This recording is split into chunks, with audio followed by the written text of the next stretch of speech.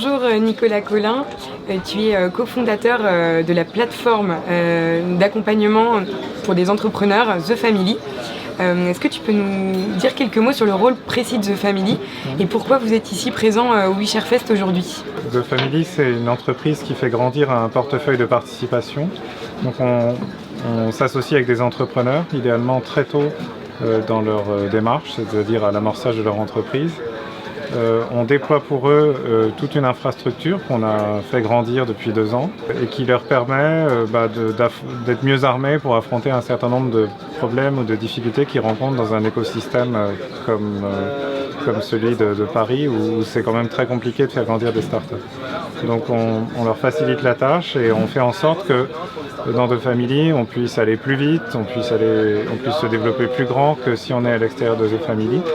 Et notamment pour ce qui est une ressource critique pour les entrepreneurs, à savoir le capital. C'est-à-dire qu'on s'associe dès le départ, mais ensuite chaque fois que l'entrepreneur doit lever des fonds pour financer sa croissance et intensifier ses efforts d'innovation, nous on sait lui amener le capital dont il a besoin et participer systématiquement autour de table.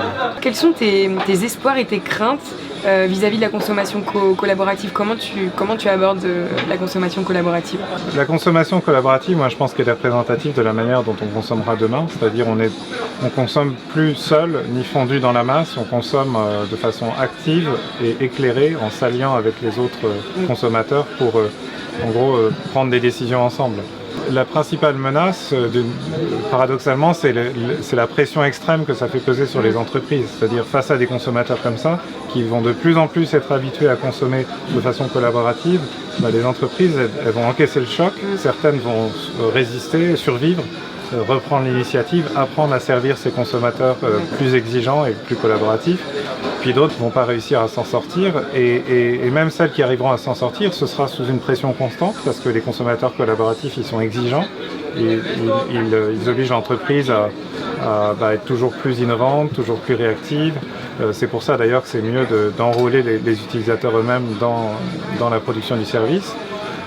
Et du coup ça peut créer une pression terrible sur les salariés, sur les fournisseurs, parce qu'il n'y a pas de limite à la baisse des prix, il n'y a pas de limite à l'exigence de qualité, il n'y a pas de limite à la demande de personnalisation.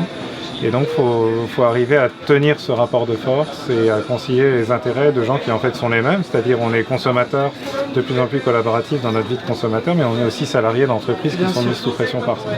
Merci beaucoup, donc Nicolas Collin, cofondateur de The Family. À très bientôt. Merci. Merci.